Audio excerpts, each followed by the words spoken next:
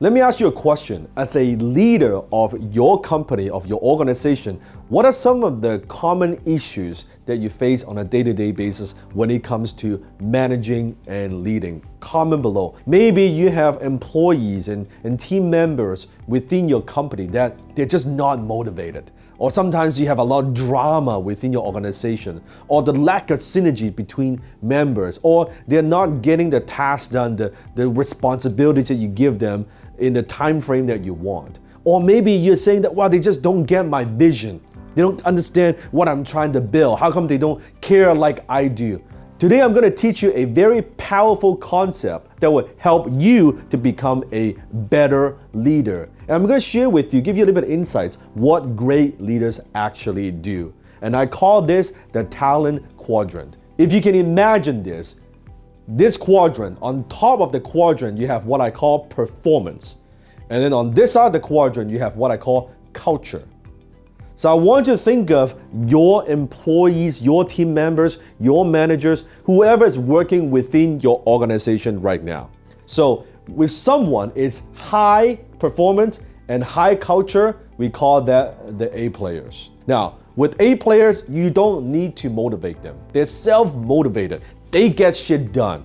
They don't come to you with problems, they come to you with solutions. They're constantly thinking about, how can I make this better? How could I do a better job? What do I need to improve upon?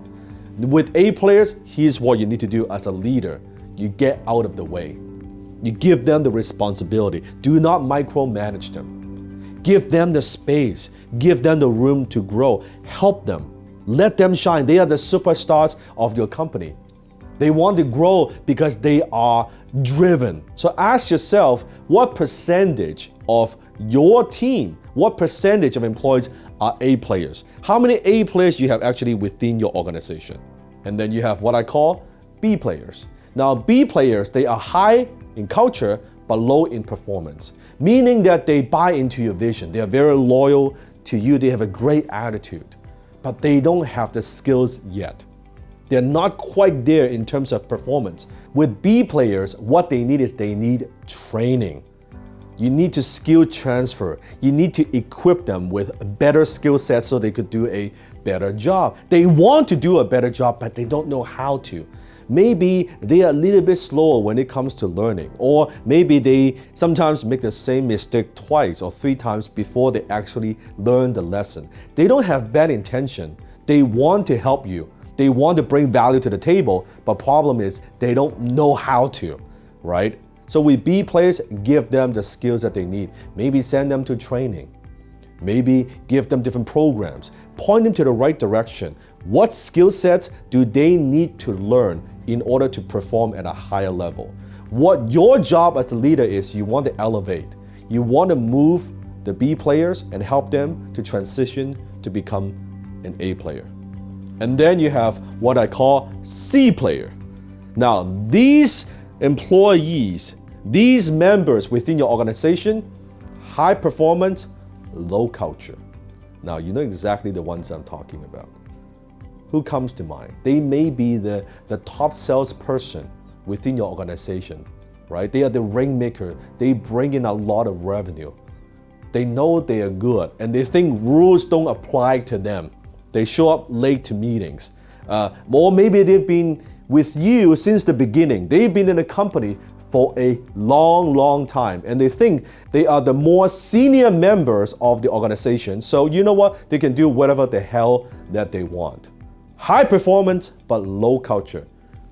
These guys, they are the fucking assholes within your company. They are the ones that are creating drama. If you and I are honest, you know exactly what I'm talking about. They are the drama queen. And they always, by the way, C players always have a story. Why they behave a certain way, why certain things happen. They could get the job done, no doubt about that, but they don't get along with other members. They don't respect you as a leader, right? They don't respect other members. All they care is about themselves. Ego gets in the way. And whenever you want to help and you tell them to correct and you point out the mistakes, they are very, very defensive. They don't want to listen to what you have to say. C players, here's what you need to do. They need coaching. They don't need training. They don't need skills. They're already damn good at what they do. but they need coaching from you as a leader. Not on skills, but on attitude, on personal development. What do they need to do to step up to become the A player? Now, you're gonna coach them, but here's my philosophy. I'm gonna coach, I'm not gonna beg. I'm gonna coach them. I'm gonna help them succeed. But if they don't want to play by our rules and they don't want to change and they don't want to immerse in the culture, that does not work. I don't care how good they are. I don't care how talented they are. I don't care how long they've been in the company. I don't even give a fuck how much revenue they bring the company. C player, if they don't transition to become an A player, they cannot stay. This is the bad apple. And these are the ones, I'm telling you as a leader, these are the ones that are the most difficult for you to let go. Because you know they're good. And you might think they are irreplaceable. Let me tell you, they are not. It's better for you to find a B player. Maybe the performance is not as good as a C player. It's okay. Give them the opportunities, give them the wings, help them, coach them. So the B players could replace the C players. If your company has a lot of C players, you always have drama. You're always putting out fire. And last, you have what I call F players. These are the employees and team members within your company, low culture and low performance. So be very honest and ask yourself, how many of these F players do you have within your company? If you have a big chunk of your team members that are F players, you are in fucking trouble. F players, they need to be terminated. You need to let them go. Not that they're bad people, but this is not the place for them. I always say this, that I don't fire people, people fire themselves. When they are not in the right environment, when this is not the place that they want to be, it doesn't matter you drag them along, it doesn't matter if you want to give them motivational quotes and motivational videos, it doesn't matter how you push them, it doesn't matter what you do, you send them to training, they are not gonna change. You've given them a couple opportunities to change. If they don't even at least move to a B player quadrant, they still stuck at F, they need to go. It's not the people that you fire that would cost you, it's the people who you don't fire that would cost you. I know it's a difficult decision. So I want you to think about your organization. How many A players do you have? How many B players do you have? How many C players do you have? How many F players do you have?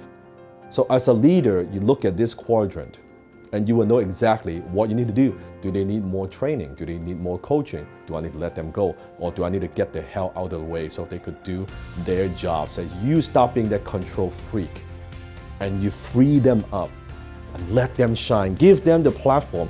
Give them the stage. Let them do that. And remember, people join your organization because of your vision, but they leave your organization because of poor leadership.